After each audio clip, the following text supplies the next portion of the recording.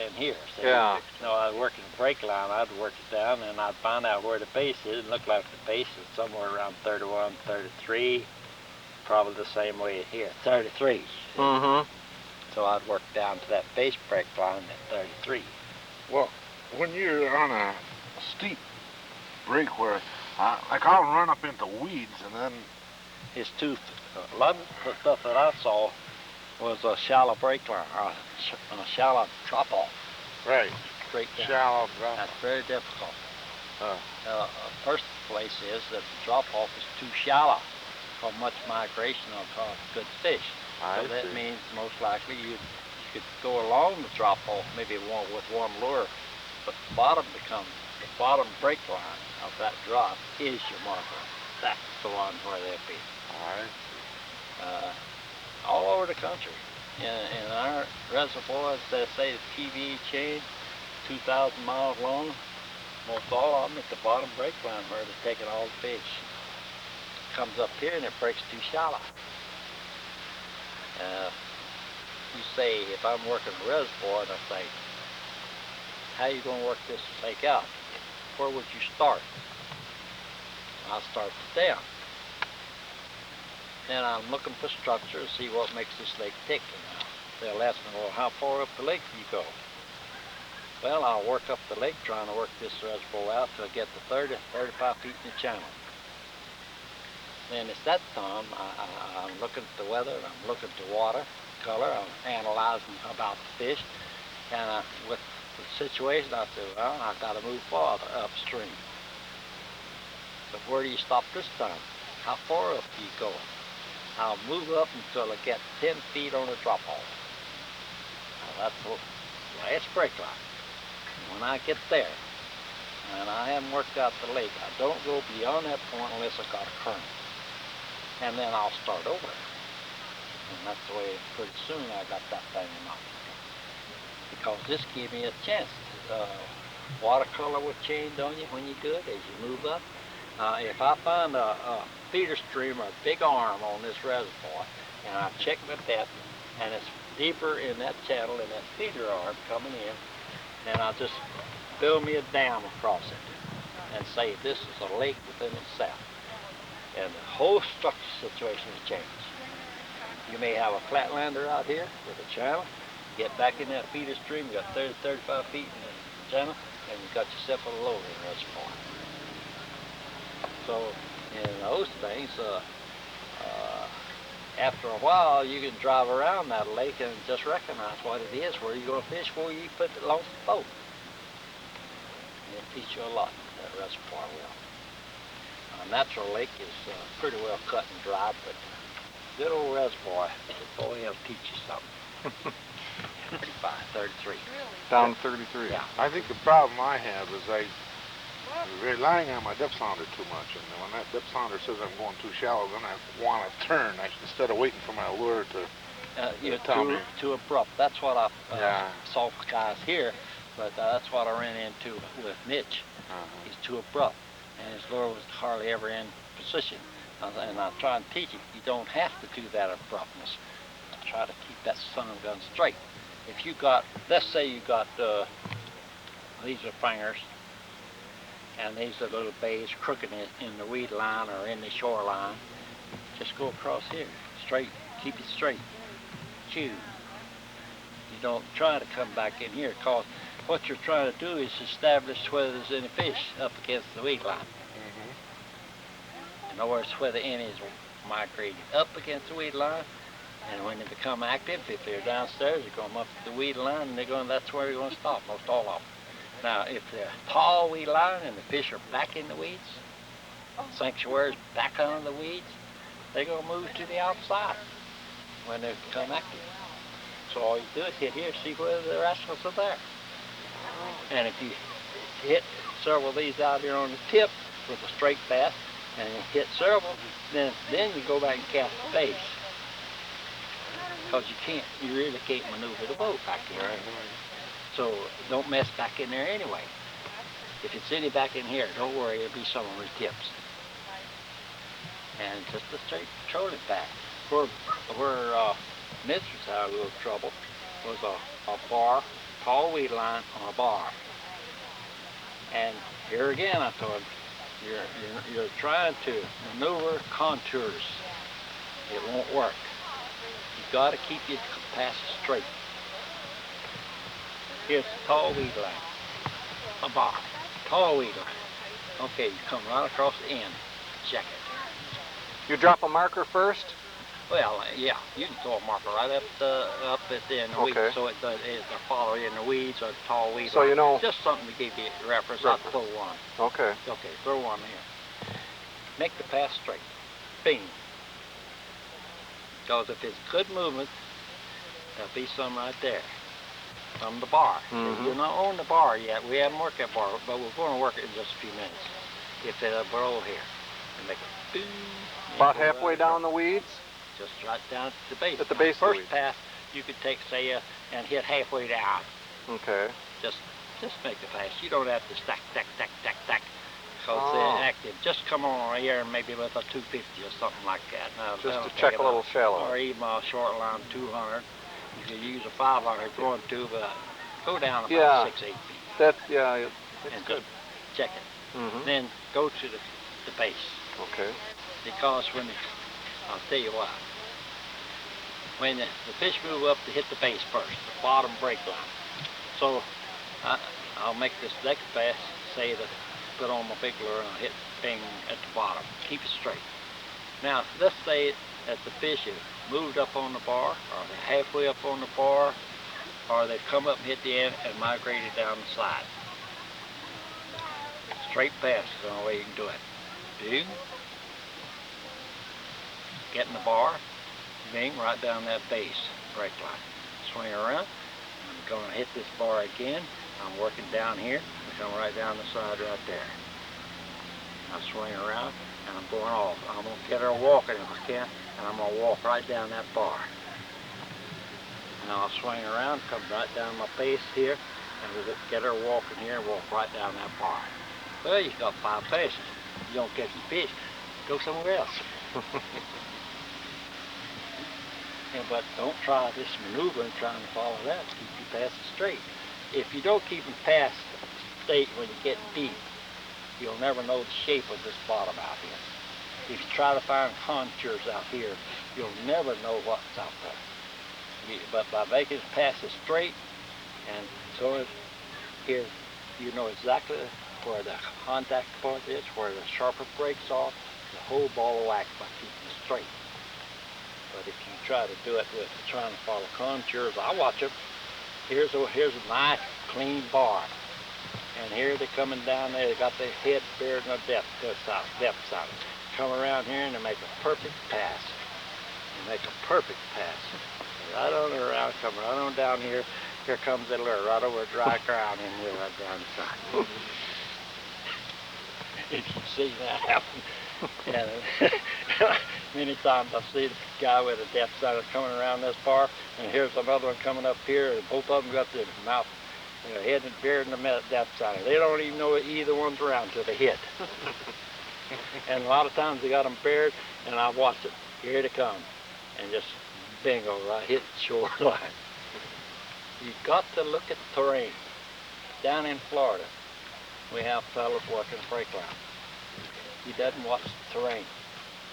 And he's following that so close that he's supposed to, he don't know which way is shallow and which is deep.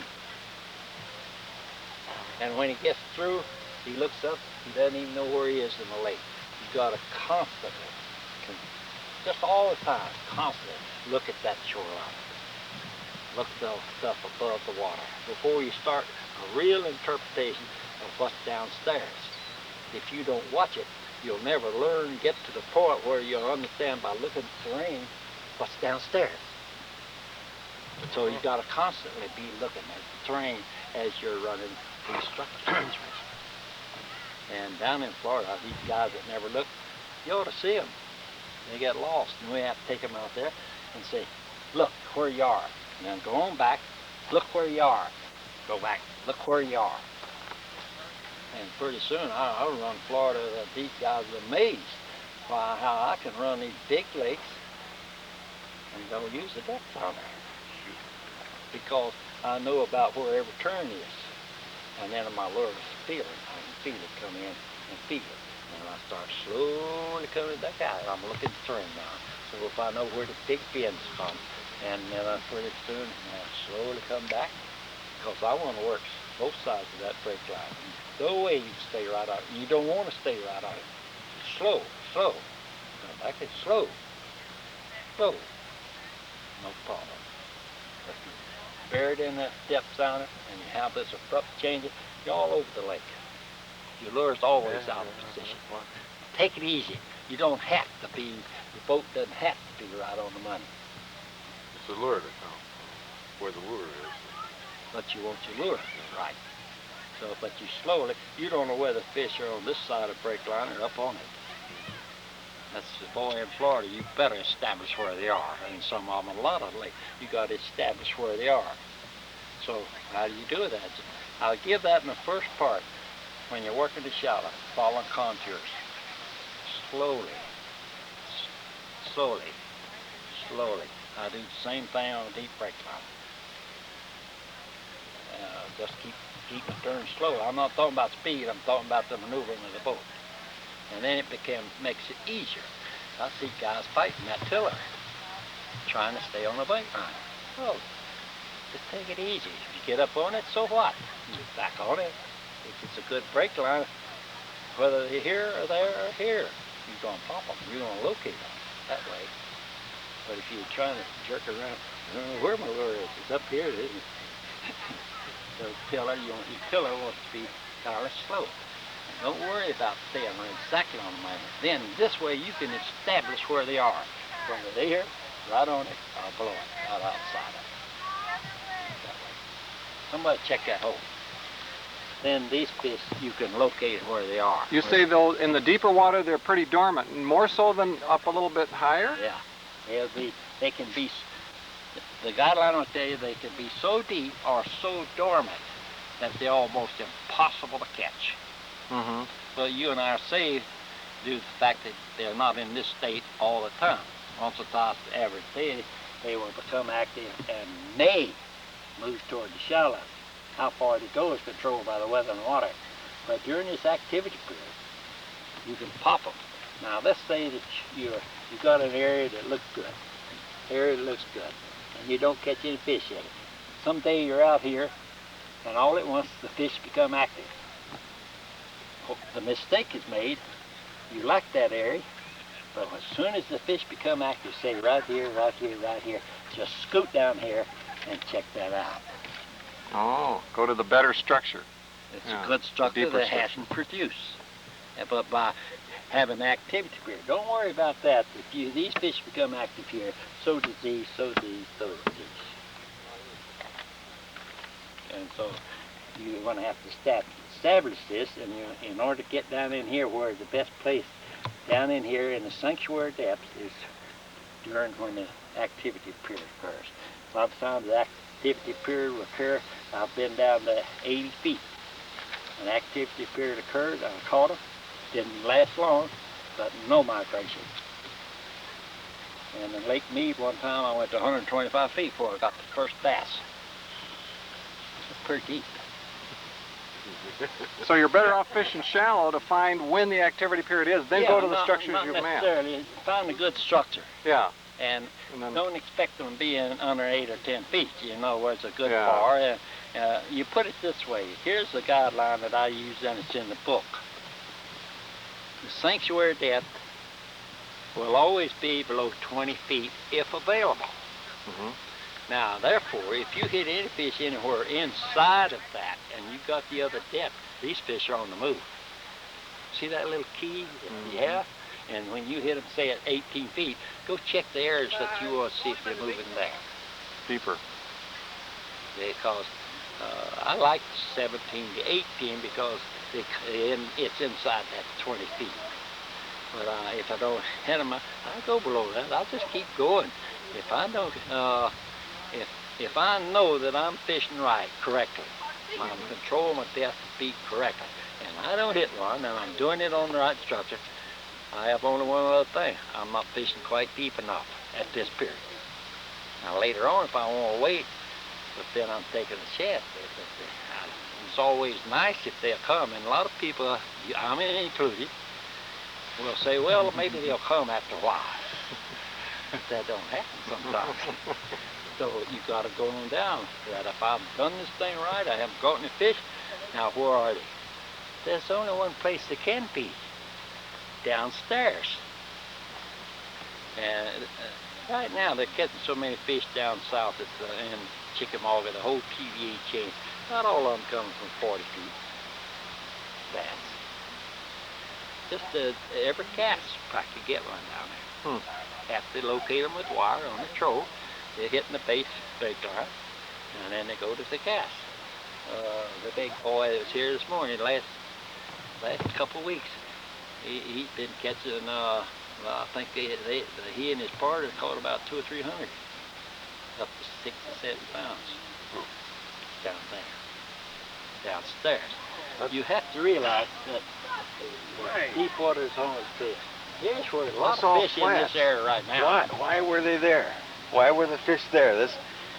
From what you've told us in the you know, to look for the contour lines that are closer together. In here. It's some break lines in there. The weather conditions and other things that the fish are up here. I think the walleyes, now these are northern and maybe some bass, but the walleyes, I think the walleye situation you catch at night, I've heard that since I was a little kid. But in all my promotions and all my fishing, I don't like to fish at night. So I have to work it out to where I catch them in the daytime. They're still in the lake. But it makes it easy at night. But I don't like to wander around out there with those mosquitoes. They'll bite you. Right. But I want somebody to check this right here. And that's not deep. You can down 25 feet and see if that is true. Boy, you got yourself a northern face. Nice northern, yeah. It's nice. What did you weigh? What do you think you weighed? 15, 16, 17? No, he didn't go that big. Oh, that was an awful big fish. Nice northern. I got some awful good pictures. He came right here. Where'd you get it? Right there. Right on the tip of that thing. Boy, these cuts in here, Yeah. they're just loaded. I mean, they're laid in there, them cuts. I caught 4 and I had another 8 or 10 on there. And I've been catching them in there all week. They were inside those? Oh yeah, they're in the cuts on the ends, but there's little points, little thumbs come off of them cuts, and they're on them too. Each dock, yeah. Yeah, there's smaller ones are on here. And there's a bunch of cuts over in here. Yeah, I found that. Yeah, and I found some fish. yeah, Thursday I had 9 on. Oh, they had that. Yeah. I had all over the place. I had a pretty good one, 10, 12 pounds on it. But most that I You caught saw was 14 foot stuff in there. Oh yeah, yeah, what's in 14, there? 15, 16. Yep. Right That's up where to I got 14. them. That's where they are. 14, 15, Did 16. you see that little hump in the middle Oh of that yeah, block? yeah. Ooh, it was on both sides. I trod the top of it. Didn't hit nothing. A lot of stuff on it. Yeah. There's got to be walleyes in there. Them guys are fishing the heck out of that. Them walleye guys, the jigs and night crawlers. Yeah. I'm sure there's some walleyes. They're probably catching some on top of there. You know, with small lures and big lures, see, that'll go 25, 15. You can check that thing out with a 100. Yeah, the wife, went this way this morning. Let's see. And right around here, she caught a smallmouth and had 5 more on down in through here somewhere. Well, I think one of them was right here. And down in here, she had 4 or 5 smallmouth on down. Well, that's what I say. Nice There's area, some right? walleyes in there, too. Yeah, probably are. Yeah. Well, they might have been walleyes. She had 4 or 5 fish on down through here, but one of them was a smallmouth. Well, 2 of them was because Now, every time I go out, she lost the fish and made another pass. pass. I just throw my lure in the water and hit the smallmouth and largemouth. You're right here. See that little barge in? Oh yeah, yeah. Right there. Yeah. Every time I hit that thing just right, you got one. This is a good area. Fish down. There's kind of a break line on the outside out here on the points at 17 feet. And then as you get back in, it's about 15 feet. And then I'd work my way up 15 feet. Then I turn around, and if I hit one, I turn around and come back. Of course, when I go around this way, you know, I have to come back and hit this side again to make sure I hit it right. Did you do anything on that one right there? Yeah, that's where I got the best one right there. That's where I got that one this morning right there. That's my favorite And so, place right there. and so when I didn't see it. when I had the we saw him catch. Keep the tail from That's dragging what- it around. yeah, we were just when I had the deep water out this way, you know, in my boat over the top, then I run 15 feet and I run 9 layers, and it just took that wood down there, you know. Just took that wood. Well, you're more than ticket, you get hung too, you know. But boy, the fish is in there. I mean to tell you, that thing is got the northerns, and when they get active, boy, you can have them all. They're not all big, but they're sure a lot of fun. They're sure popping. Have you fished? Yes, it is. Have you fished the area before? I didn't No, think first you time. have. No, this is the Previous round. I did get down in here, and there's a lot of fellas been working this down in here. And a lot of fellas working that, so I just stayed kind of down this end. But we did get down in there this morning. The wife and A lot I of people working back A lot of people back in there. We was back in there too. So A lot of northern back so what we did is we just came back, and there's only a couple bass fishermen in bass boats there, and about 10 o'clock, the clouds come, and that's when they went this morning. That's when they started. Okay, where are we at right now? We're Over here, someplace over here. no, we're over here. Okay. Oh, okay. Then it is right straight Yeah, across. yeah, it is right through the This area they fish at night. Walleyes, I bet, yeah. Too. They in here. I must have spent about a month out here. I thought it was upside down. Walleyes got one, right here. Yeah. Like that. Okay.